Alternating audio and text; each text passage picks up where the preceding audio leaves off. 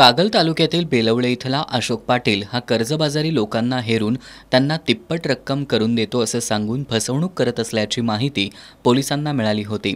या अनुषंगानं पोलीस अधीक्षक महेंद्र पंडित यांच्या मार्गदर्शनाखाली स्थानिक गुन्हे शाखेचे पोलीस तपास करत होते।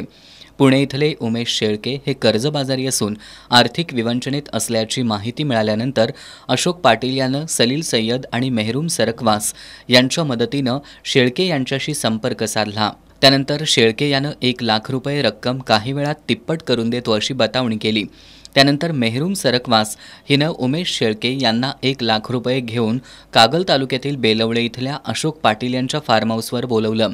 या ठिकाणी शेळके यांच्याकडून 1 लाख रुपये घेऊन त्या बदल्यात शेळके यांना खाली वर 500 रुपयांच्या नोटा आणि मध्ये नोटांच्या आकारांचे कोरे कागद असलेले 6 बंडल दिले।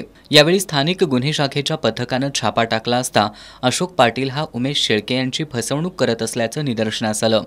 पोलिसांनी पाटील याला ताब्यात घेत 1,03,000 रुपयांची रोकड आणि इतर साहित्य असा 1,53,750 रुपयांचा मुद्देमाल जप्त केलाय। स्थानिक गुन्हे शाखेच्या पथकानं अशोक पाटील याला कागल पोलिसांच्या स्वाधीन केलं। अशोक पाटीलसह मेहरूम सरकवास आणि सलील सय्यद या तिघांवर कागल पोलिसात गुन्हा दाखल करण्यात आलाय। पोलीस निरीक्षक रवींद्र कळमकर यांच्या मार्गदर्शनाखाली सहाय्यक पोलीस निरीक्षक सागर वाघ, अंमलदार संजय पडवळ, संतोष पाटील, हिंदूराव केसरी, समीर कांबळे, तुकाराम राजगिरे, ओंकार परब, सुशील पाटील यांनी या कारवाईत सहभाग घेतला।